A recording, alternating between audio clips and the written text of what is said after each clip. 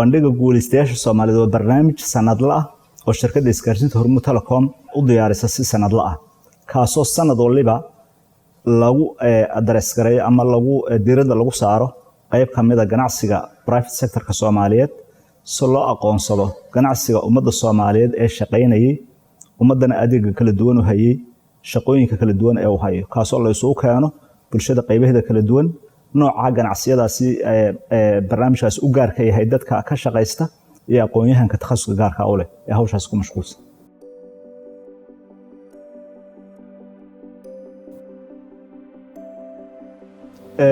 sanadkii hore bandhig guulaystayaasha Soomaaliyeed ee shirkadda Hormuud diyaarisay wuxuu si gaar ah ugu saabsanaa shirkadaha Soomaaliyeed qaarkood oo shaqaynayay ama hawshooda gacanta ku hay muddo ka badan 20 sano.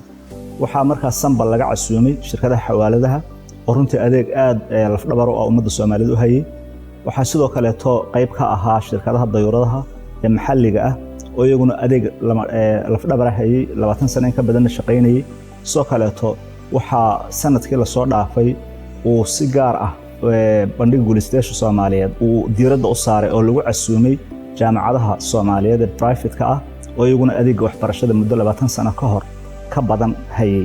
dhammaantoodna lagu aqoonsaday torofiyo kala duwan ee lagu guddoonsiiyey.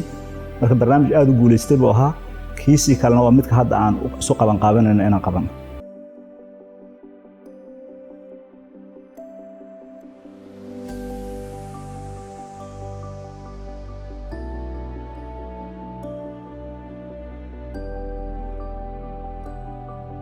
sanadkan waxay shirkadda ay maskaxda ku haysaa in si gaar ah uu barnaamijkani uu ugu saabsanaado sector-ka productive-ka ama lafdhabarka dhaqaalaha ummadda Soomaaliyeed weligeedba ku tiirsanaan jiray kaasi oo ah beeraha, kalluumaysiga iyo xoolaha.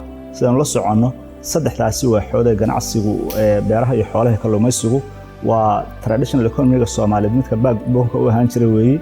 waxaan rajaynaynaa sanadkan inay ka soo baxaan bandhigaasi shirkaddu ay qabanayso noqonaya kiisii labaad inay ka soo baxaan ugu yaraan qodobo dhowra ilaa 3 qodob oo ay ka mid noqon karaan in la soo bandhigo sektaradaasi fursadaha ka jira ka bannaan. sidoo kale in la soo bandhigo caqabadaha runtii ay ku sugan yihiin sektor waliba iskiis. waxaa kaloo rajaynaynaa in caqabadahaasi xalalka loo arko ama xulusha loo arko in lagu xalin karo in idan la soo bandhigo. waxaan isleenahay waxaa madasha iman doona aqoon-yahano kala duwan oo takhasus u leh area-da laga hadlayo ay ka mid tahay kalluumaysiga beeraha iyo xoolaha intaba oo runtii ummadda Soomaaliyeed lafdhabar u ah ayna ka soo qayb gali doonaan sidoo kale ganacsatada hawshaas faraha kula jirta. waxaan rajaynaynaa inay dhiirigelin noqon doonto xogtaasi daraasadaasi la soo bandhigi doono iyo madashaasi kulamada ka dhici doona ama baanalada gaarka ka dhici doona ay noqon doonto mid ay dadka Soomaaliyeed si siman u helaan meel kasta ay joogaanba.